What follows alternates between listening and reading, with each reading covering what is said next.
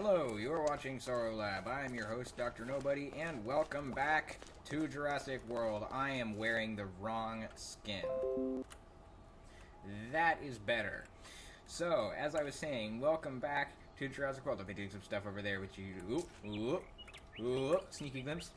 But first, before I show you that, I want to show you that I found the other guy. That's right, the Tiktaalik who escaped and wandered into the wilderness. I found him whilst working. So we're going to put him in the enclosure here. The others have grown up, including the one that we added previously, question mark? I see you two. Isn't there meant to be another one? Hello? Yes, there we go. So we've got three of them in here. This one is a little bit smaller because that's the new one. But we're going to put this guy back. There we go.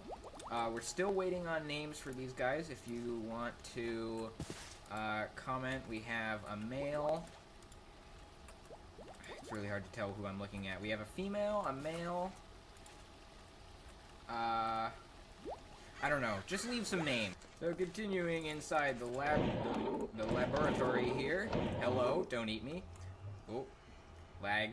As you may have noticed, speaking of the lag, we're not using dynamic foliage anymore.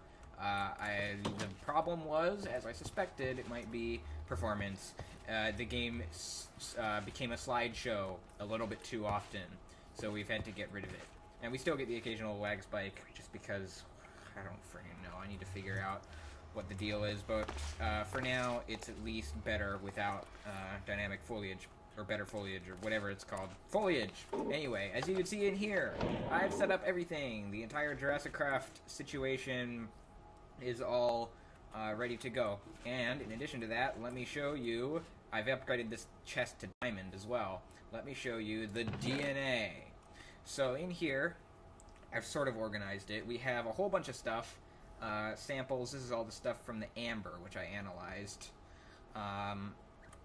So I analyzed the amber, and I got a bunch of stuff here, but these are the 100% that we have here. We have 100% Proceratosaurus, 100% Allosaurus, as well as an extra DNA here, and a fossils and archaeology one, 100% Pachy, 100% Mustosaurus, another Proceratosaurus, so those should probably go together over here. Allosaurus here. So we got two Proceratos, Allo, Mussa, Pachy, Corey, and an extra DNA for that. Deinonychus, we have 100% Deinonychus, as well as this one. So that's very good. I believe each of these discs is worth three DNA tubes, so that means we have 10 Deinonychus ready to go here. Then we have Segisaurus and Triceratops. Got a bunch of others that are sort of, a lot of them are sort of most of the way there. We've got Para, Brachy, Galley, so we've got all of these guys who are sort of waiting to get finished. But today, we're going to be focusing on the Dilophosaurus, as you probably were made aware of by the title and thumbnail. Yes, so I've been growing some moss, and if we do this, we get peat moss, and I'm not actually sure if one is going to be enough. It used to be you just needed one. I'm going to harvest a bit more and make a couple of peat moss blocks, just in case I need one more. While we're watching moss grow here, I might as well point out that yes, we are using a different map mod now. We're using Zero's map rather than Journey map. Also, the farm here has pretty much become my XP farm as well, because I have the XP from Harvest mod. So this is how I've been getting my levels for enchanting and stuff. It's just from the farm. So yeah, it's actually quite effective. And once I get a villager who will give me mending, and I can put that on all of my tools here, we will be pretty much set for life because we've got everything else we need in order to get XP. Okay, we now have our second block of moss ready to go. And we are going to stick this guy into the incubator hatchery thing here, so right there in the middle, and we'll put the peat moss there. And he's going to be going, and well, let's see, what do we want here? This female is yellow, red is male. Let's just put him right in the middle, directly in the middle, and see what we get. Okay, so while that's going, I'm going to show you what I've been working on. And the moment you've all been waiting for, the reveal of the new exhibit. There we have it. This is, if you couldn't tell, and it's not finished yet, this is for the Dilophosaurus, a recreation-ish of the NEDRY, the East Dock NEDRY death scene from Jurassic Park. So this is sort of, it's on the side of the river, and I'm planning to have a little viewing area over on this side. We're going to build a little platform that you can look across. And the actual exhibit, like the fencing and the actual infrastructure to make it a habitat, a viable place to keep any sort of animal, is not in place at all yet. As you can see, we have the tire skids here, the skid marks of NEDRY'S Jeep going up to the side of the hill. This is where he slips and falls down, and then we've got the road down here with the tunnel to the East Dock. And this tunnel is going to be a secondary viewing area, so there will be a bridge across from over the other side there, and you'll be able to come in here and see the Dilophosaurus up close from this side. So, and this is all, I terraformed this whole hill here. It's hollow inside, but you know, it's a pretty good hill, I think. And we've got the sort of the watery hillside over here where the Jeep is. So today, we are going to be finishing this exhibit while we wait for our Dilophosaurus. The plan is, I'm going to be planning out where all of the foliage and additional, like, bits and pieces go here, because as you can see, all I've really got right now is the basic land mass of the tunnel, and then the hillside, and the road. So we need to actually plan out where all of the additional elements, the trees, and the signage is going to go, because there is like a sign over here somewhere. Okay, so coming back over here with a few bits and pieces here, we've got wood and leaves. I'm just going to be planning it out right now. We're going to be building the actual trees in a minute here, but first I just want to plan this out. Now I'm actually looking at the film. It's very hard to tell what's going on just because of the darkness and the rain and everything, but there seems to be well, let's see. So just looking from sort of from here, there is a very prominent overhanging tree somewhere around here, maybe? On this side, somewhere over here, there's a tree that sort of hangs over this way, very prominently in the shot. And maybe it's actually a little bit closer to this end. So there's a tree there, hanging over. The sign, the East Dock sign, goes somewhere like here. Don't really have anything to mark that with. I'll do a torch, so that's where the sign goes, maybe more like there. So we've got a sign that goes there, and then there's some kind of, there's a lot of leaves going on. There's like a bunch of leafage happening on this kind of side where the tree is, sort of coming down from here. There's a whole lot of like leaves and bushes and stuff kind of coming even into the road a little bit here. Kind of like that. Maybe something like this. So there's a bunch of leaves there. And then there's like another tree of some kind over here, although I think I'm going to omit that one just because I want the view from this side to be clear. Of course, there's also sort of a multitude of logs present on the actual hillside, because of course Nedry drives over a log, doesn't he? So he smashes the fence, and then he's stuck on a log. So there's a log up here. Kind of, I'd estimate it's like there. There's a log across. And I'll make that better. So his Jeep is here. So this is like this is actually just like the shot in the film. The Jeep gets stuck here, and then he's sort of stuck on the edge. And speaking of which, I have, as you can see here, a Jeep, a fresh Jeep. This is a different one to the one I've been using. So this is gonna be a permanent feature of the exhibit. We're gonna have the Jeep here. So the Jeep is kind of there on the log, and then I think there's another log at some point here. So he gets out. There's a lot of water, and there's a log kind of like this. It goes like down the hillside like that a little bit. If we look at it from here, kind of like that, maybe there. Yeah, maybe like that. So there's a log, and then this is sort of muddy down here. There's a whole bunch.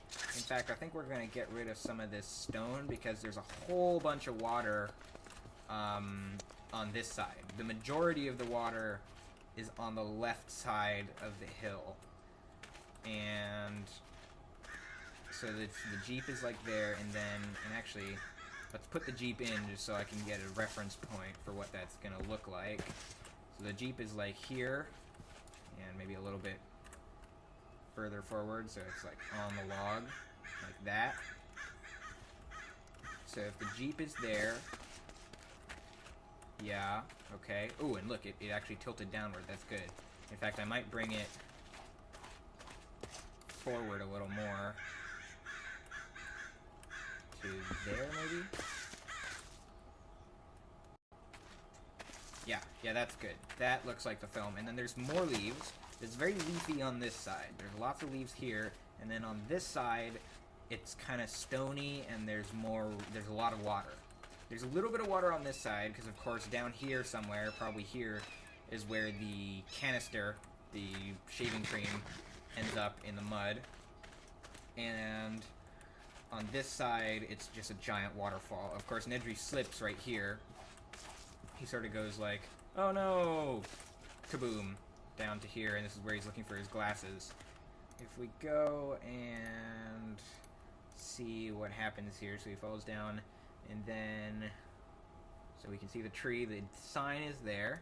There's also a prominent tree, which looks like kind of a short palm tree, kind of on this side of the tunnel, which the tunnel is kind of this weird texture. I've gone for the granite for the tunnel because it's kind of a weird, like, stony, like, almost like sort of a brown, orange, stone-looking situation. I don't really know what's going on with that, but this is the best I can do, really, with the granite. And on this side, there's a tree right there, a little one. And then, so he's looking for his glasses, then he starts walking off to this side, off to the left from where we're looking. And there is a tree. Wait, let me see. Okay, so there is also a tree, sort of, so of course, there's like a tree here that's like a big gnarly tree, and then maybe a little bit farther that way actually, so like there, and then he comes down the hill. This is probably more like there, and we're sort of limited on space here because of the edge, but he comes down the hill, and the tree that he attaches his wire to is kind of about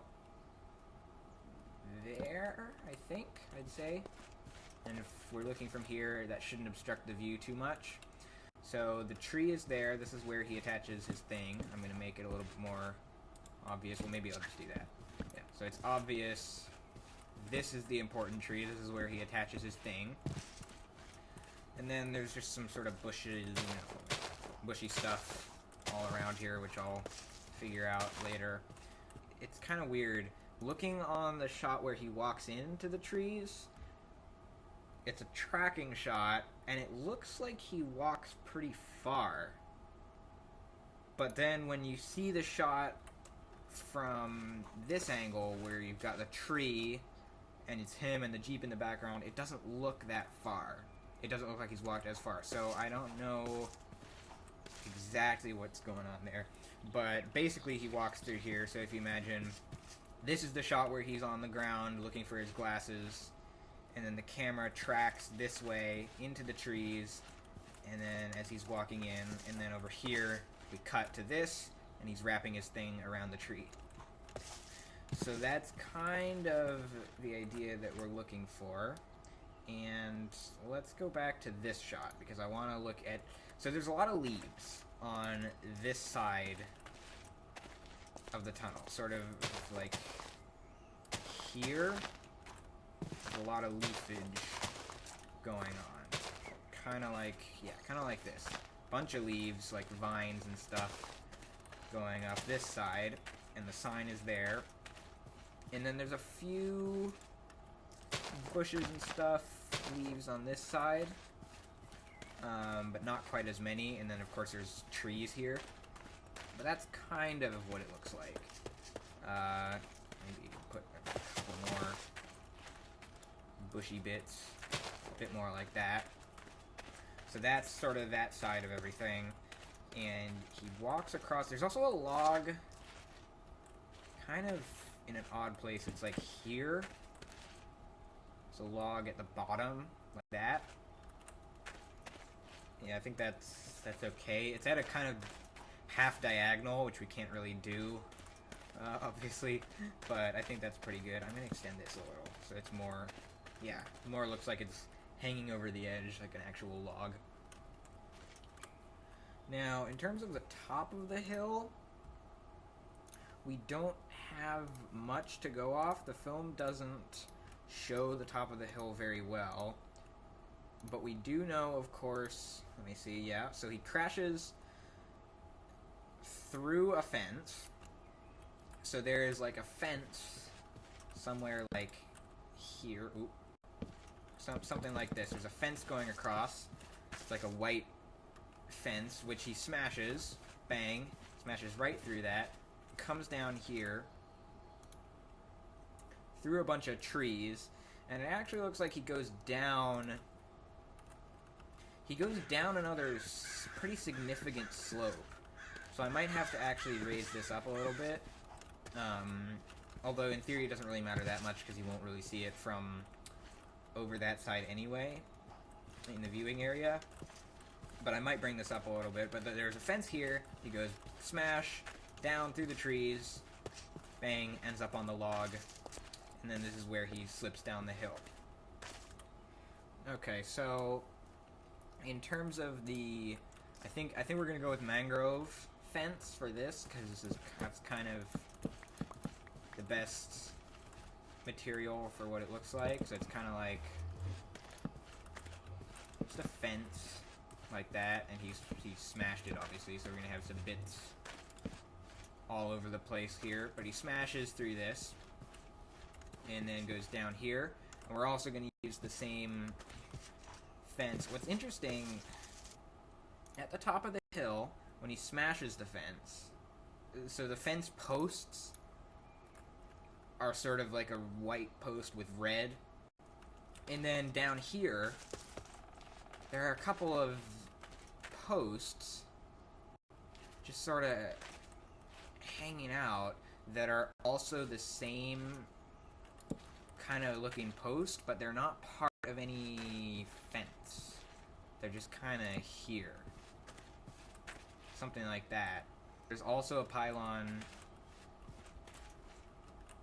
again on this side. Now, in the film, he walks in front of the pylon. The tree, okay, so the tree in the film, the tree that he wraps the thing around is more like here, I think. But obviously in ours we've had to move it over. So I think we're going to have to compromise. So in the film, there's a pylon here, which he walks in front of. He walks like across here. But in this case, he's going to have to go this way, because we can't really do anything else about that. After he crashes through, there's a shot right here. So, you know, there is like kind of a tree there, and a tree here, which is kind of already there, actually. We can kind of just extend the leafage down a little bit, because it's kind of in front of the camera when you look from here as he crashes through. There's a tree there, like leaves, and then we've got this tree. Now, it is quite clear that the fence takes a turn, so it's like the fence is going this way, and then the fence over on this side is going this way, and then there was like, it like breaks here, where they, like there was a corner to the fence, and he smashes through the corner, so something like this. And with that, I think that's pretty much all we can do. So from this point, now, it's basically just time for me to work on finishing this. And voila! As you can see behind me, the paddock is basically done. Now, it's actually been a few days since the last clip, and I've been doing a lot of stuff around here in general. As you can see, there's a new pathway. We've got some wonderful bushing action around here, as well as over here. And look at this, look at this! Compsognathus sign for the Compsognathus area here.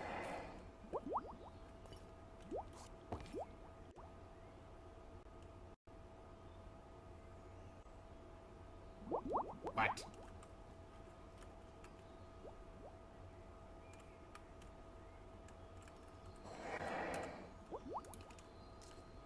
Come here. What happened?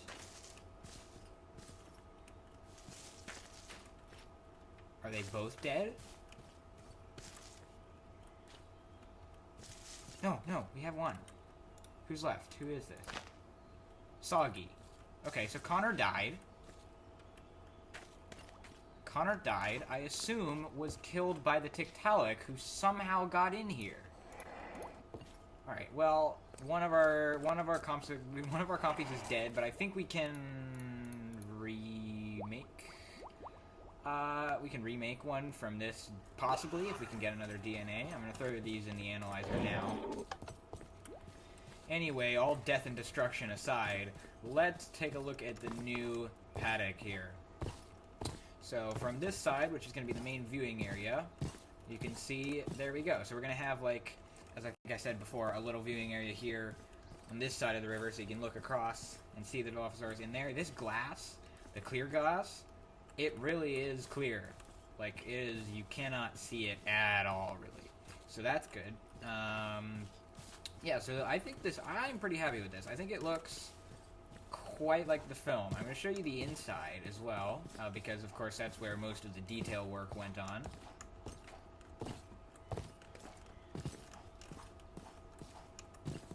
As you can see, I've gone for this kind of segmented fence design with the barbed wire bars, and I've also got the, what are these? The Jurassic Craft fence thingies, the poles on top, like the flashy light ones. We've got those. Also, there's a new road forming here.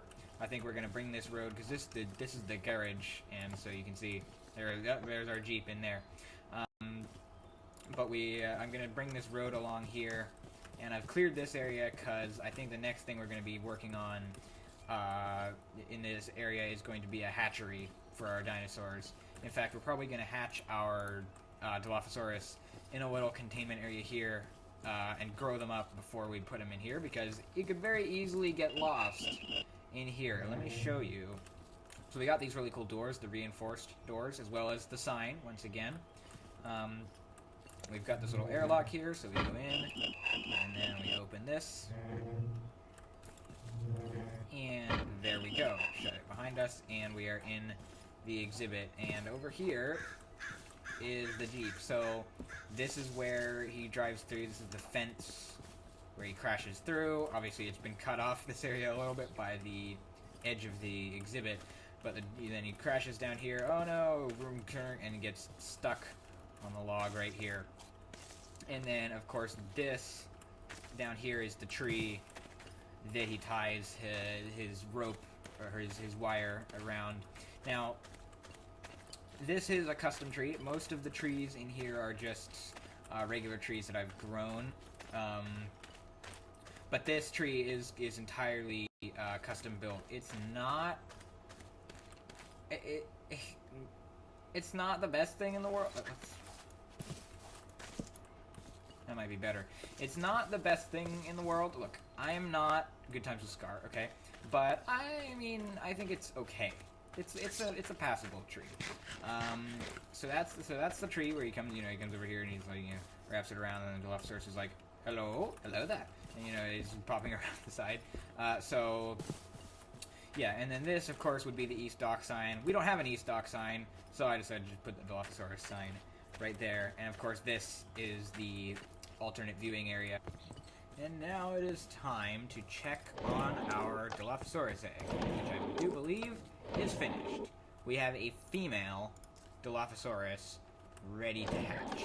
So I'm going to build like a temporary, very, very temporary a holding area here over around the back. And here we have our little temporary hatching area, and we are going to place our Dilophosaurus. Now, you should be able to tame this guy. So here we go. 3, 2, 1, bang! You have tamed a Dilophosaurus! Okay, we have a female Dilophosaurus. She's very tiny. Okay, and we can have her do various things. Well, first of all, I want you to follow me away from the door. Jeez. Don't want you escaping here. Now sit, please. I will be right back. There's a couple things I want to make here. Alright, so let's see if we can make some growth serum. Okay, so we need meat of some kind, any kind it looks like will work. Syringe, bucket, gold carrot. Okay. Let's see here. So we're gonna need meat and cooked meat as well. So steak will do. Let's make a few of these, like maybe 5. See if we can. So we're gonna need 5 carrots. Nope, not 6. And we're gonna need to plate them with gold, of course. So bang, there we go. Let's get a few more. Okay. So let's go ahead and make these carrots into the golden variety. 5 of them. There we go. And then we require... What is it that we need? Water. Let's grab ourselves... 1, 2, 3. 1, 2, 3. 1, 2, 3. There we go. So we've got... Bang, bang. Bang, bang. Water buckets. Okay. Growth serum. So, water bucket goes here. Carrot. Steak. Oh, we need syringes. Duh. I'm an idiot. In here? Nope. In here? Nope. Do I have syringes anywhere? Are they in one of the machines? I have 7, so I'll take 5 of those. Here we go. Growth serum. 5 syringes, 5 carrots, 5 steak, water bucket, bang. Bang. Bang. Bang. And bang. There we go. 5 growth serum. I don't know how much that's going to grow, but we'll find out. Alright, let's see what happens if we give some growth serum to our Dilophosaurus. Hi. Hi, I have some growth serum for you. Oh, of course, you're asleep because it is in fact, you are a crepuscular creature. Wake up. Wake up. Okay. Growth. Oh my god! No, no, no, no, no, no, no! No, no, get out of there. Okay. Okay. Okay. She grew a lot more than I expected. Wow. We got a big Dilophosaurus here. Can I grab her? Yes! We got Dilophosaurus. We're gonna place down our Dilophosaurus right down here in center stage. Here we go. Bang! And she goes straight to sleep again. But we have a Dilophosaurus in the exhibit. Alright, so can you wake up? No, she just goes to sleep. Okay, coming in with the shaders now to get one more nice, wonderful, shiny look at our new exhibit here. The Dilophosaurus is somewhere in the bushes on the left there. By the way, names. Dilophosaurus, female, names. And of course also, we are here for our end of the episode reading. Last time, we read from the journal of Dr. Henry Wu. This time, Dr. Jerry Harding. Entry 35. Today was pretty intense. One of the Gallimimus collapsed this morning, gasping for breath, vomiting and convulsing in apparent agony. We brought her into the vet station as soon as we noticed, and attempted to treat her. After 2 hours in critical condition, her heart gave out, and she passed away. The autopsy revealed that her gizzard and stomach were full of partially digested Sereniviriformans leaves, which almost certainly killed her. This highly toxic extinct plant was originally brought back at the park as a decoration, but it soon germinated and ran wild. We eradicate them wherever possible, but a few always slip through the cracks. And that is entry 35 for Jerry Harding. And that is going to be all for this episode. So until next time, thank you for watching. Remember to leave a like if you enjoyed the video. Remember to wash your hands. Remember to name the Dilophosaurus. I've been Dr. Nobody. Goodbye.